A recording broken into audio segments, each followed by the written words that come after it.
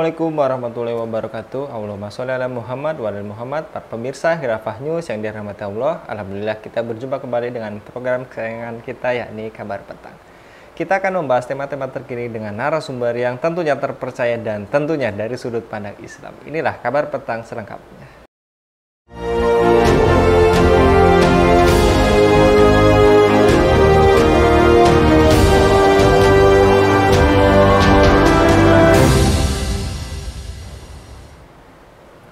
Nasib guru besar Universitas Negeri 11 Maret Surakarta, 2 orang. Gelar profesornya dicopot Mendikbudristek Nadiem Makarim karena membongkar dugaan korupsi. 2 guru besar UNS yang dicopot gelar profesornya yakni Hasan Fauzi 61 tahun dan Tri Atmojo 60 tahun. Hasan Fauzi dan Tri Atmojo adalah mantan Wakil Ketua Majelis Wali Amanat atau WMA dan mantan Sekretaris MWA UNS. Pencopotan gelar Profesor Hasan Fauzi dan Tri Atmojo ini tertuang dalam keputusan Kementerian Ristek nomor 299/LHS-M-M-08/2023 tertanggal 26 Juni 2023. Apa pertimbangan Nadiem Makarim copot gelar profesor 2 guru besar UNS menjadi pelaksana tenaga pendidik? Tepatkah penjatuhan sanksi tersebut? Apakah penjatuhan sanksi tersebut bentuk otoritarisme akademik? Untuk membahasnya kami terhubung dengan pengamat kebijakan publik Bung Ismail. Kita sapa terlebih dahulu. Assalamualaikum warahmatullahi wabarakatuh, Bung Ismail. Waalaikumsalam warahmatullahi wabarakatuh. Nah, Steril. Bung Ismail, lagi-lagi terkait 2 guru besar atau profesor yang dicopot gelarnya di UNS, Hasan Fauzi dan Tri Atmojo, dicopot Menteri Pendidikan Ristek Dikti Nadiem Makarim.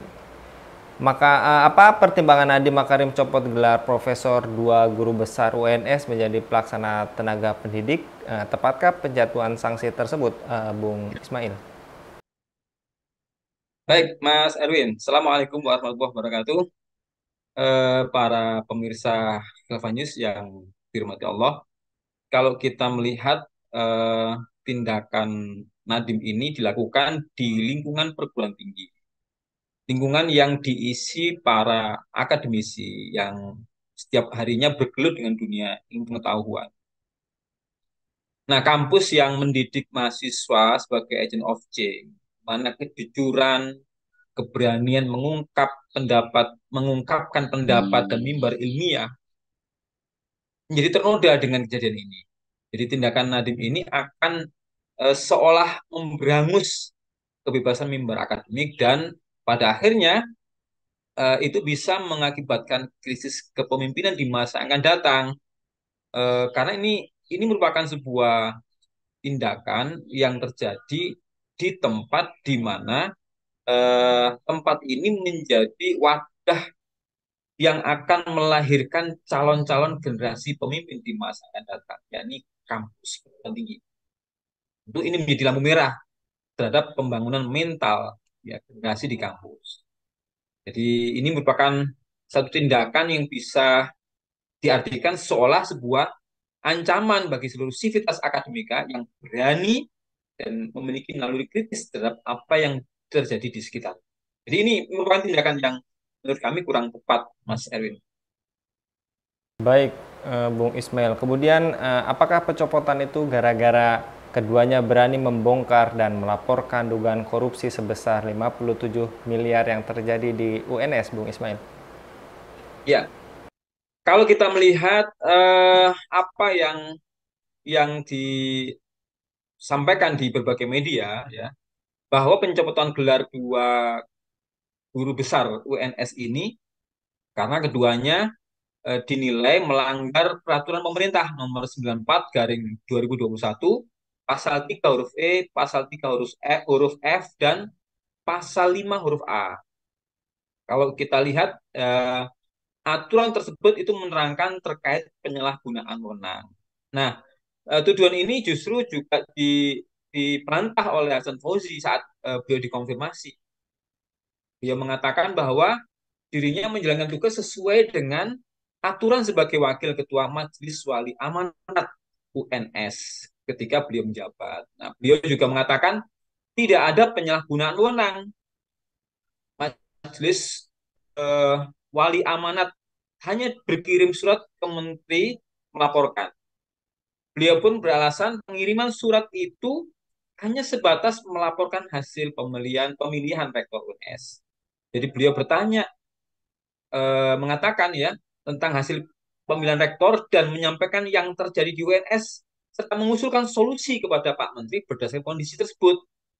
Jadi beliau bertanya apakah dengan itu menyalahi aturan yang berlaku. Nah, tentu ini merupakan sebuah sebuah pertanyaan yang justru dengan pertanyaan ini mengangkat sebuah peristiwa bahwa apa yang terjadi itu merupakan sebuah langkah-langkah yang ada sesuatu di baliknya.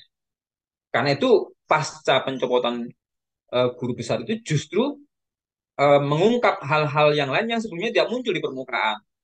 Jadi Hasan Basri mengatakan ada hal besar tersembunyi di UNS yang berujung pada pembekuan eh, WMA pada April 2023. Jadi berawal dari situ, ia menduga pembekuan WMA ini ada indikasi untuk menutupi dugaan korupsi 57 miliar rupiah. Nah, kalau ini betul adanya, Mas Erwin, tindakan pencopotan gelar kedua guru besar ini akan menjadi presiden buruk bagi dunia akademi. Gitu, Mas Erwin. Bung Ismail, kemudian yang Anda tadi paparkan, apakah penjatuhan sanksi tersebut bentuk otoritarianisme akademik, Bung Ismail? Ya, Bung Erwin, ini lampu merah. Lampu merah terhadap pembangunan mental generasi kampus. Karena tindakan ini seolah tadi kita sampaikan sebuah ancaman bagi seluruh sivitas akademika yang berani dan memiliki naluri kritis terhadap apa yang terjadi di sekitarnya. Jadi penjatuhan sanksi tersebut bisa dikatakan sebagai bentuk otoritarianisme akademik untuk membungkam nalar kritis sivitas akademika. Padahal kalau kita lihat kampus itu sikap kritis dan kepedulian terhadap kondisi negeri ini sangat dibutuhkan dalam melahirkan calon-calon pemimpin yang akan mampu menjaga kedaulatan negeri ini dari imperialisme di bidang ekonomi dan politik seperti yang tengah terjadi hari ini. Nah, kalau ini yang terjadi, ini otoritarianisme ini sangat-sangat berbahaya bagi kelangsungan kehidupan mimbar akademik di dunia perguruan tinggi. Baik, kemudian yang tadi Anda paparkan bahwa ini sebuah lampu merah gitu ya bagi dunia pendidikan yang sedang menghadapi tantangan atau masalah serius yang justru dilakukan oleh orang terdidik yang seharusnya dihormati dan diteladani. Apakah ini bagian dari lembaran anomali kampus, Bung Ismail? Iya, ini anomali, ya, anomali sekali. Kampus yang mestinya sivitas akademika itu dididik untuk kritis. Jadi kalau sikap berani dan kritis dibungkam, maka yang akan lahir adalah mental-mental penjilat, ya. Bagaimana sikap antek-antek company di masa penjajahan Tempo dulu. Jadi ini sangat berbahaya karena sikap mental penjilat inilah yang akan melahirkan generasi-generasi yang tidak peduli pada nasib bangsa dan negaranya. Sehingga ketika ia menjabat dalam tanda kutip misalnya ya pegang satu jabatan strategis ya, maka dia nggak akan peduli dengan nasib bangsa negaranya. Yang penting dia nyaman meskipun kekayaan sumber daya alam negerinya dirampok oleh imperialisme asing. Bahkan sikap nggak pedulinya itu bisa jadi dia malah membuat sebuah aturan-aturan yang melegitimasi ya eksploitasi kekayaan alam oleh asing sehingga ini menjadi sebuah bahaya besar dalam dunia pendidikan yang mestinya mampu melahirkan generasi-generasi yang akan mampu menjaga kedaulatan negeri ini dari imperialisme asing. Jadi ini betul-betul anomali sekali ya. Nggak semestinya ini terjadi di dunia kampus, Mas Erwin.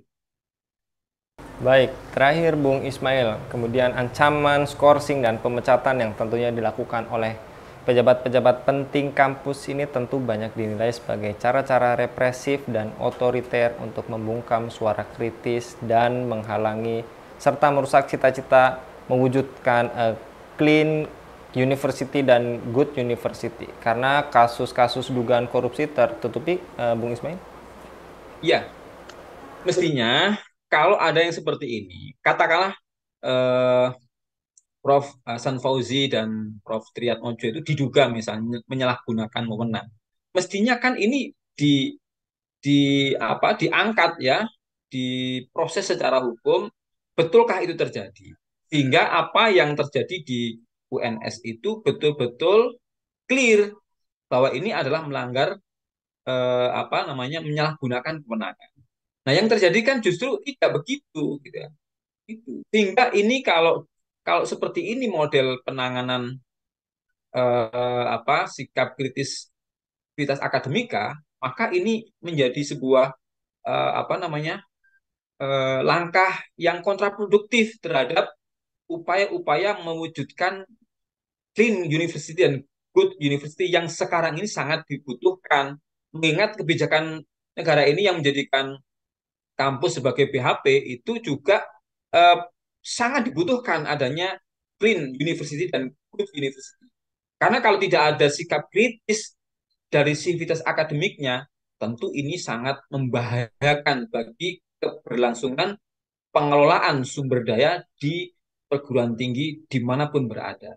Karena itu memang tindakan-tindakan represif seperti ini tidak semestinya terjadi di dunia perguruan tinggi. Karena sebetulnya dengan adanya perguruan tinggi itu kita akan mendidik generasi kita itu menjadi generasi-generasi yang kritis terhadap situasi dan kondisi yang ada di sekitarnya.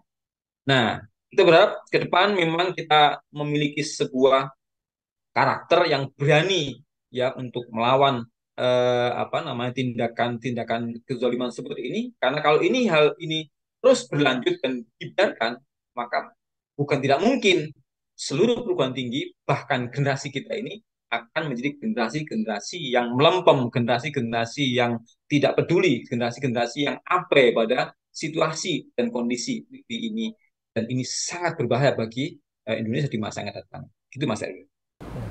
Baik, jazakallah Bung Ismail untuk kesempatannya pada kabar petang kali ini. Mudah-mudahan Bung Ismail senantiasa dilindungi oleh Allah SWT dalam setiap aktivitasnya.